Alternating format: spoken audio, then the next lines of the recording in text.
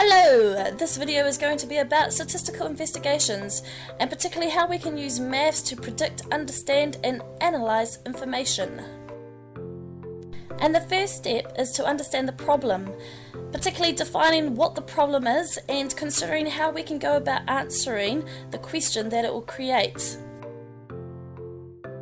And the first step is to understand the problem, particularly defining what the problem is and considering how we can go about answering the question that it will create.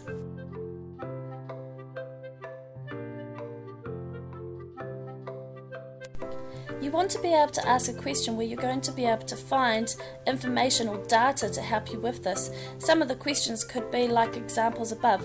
How have the Olympic records changed in swimming? Which sport has New Zealand done best at? Or which country is likely to do well at the Rio Olympic Games? Next, you need to plan your statistical investigation. You need to consider how you can measure the information you're going to get, record information, and where you're going to collect your data from, for example using a tally chart as seen below. While you're collecting your data, it's important to manage it. For example, if you've got too much data coming at you, it might mean that you need to narrow your question, or if you've got too little, is your data showing an accurate picture of what you mean? You may have to consider other things that were happening at the time. For example, it might be said that New Zealand didn't do well in the 1944 Olympics. However, it would be important to notice that there were no Olympics in 1944 due to World War II. So it's important to keep things in context too.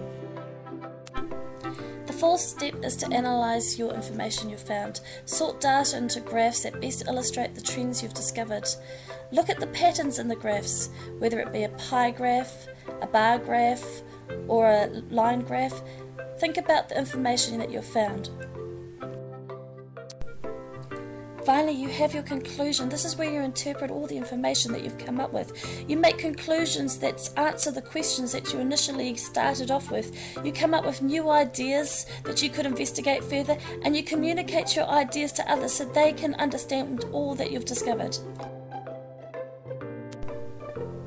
So let's get started.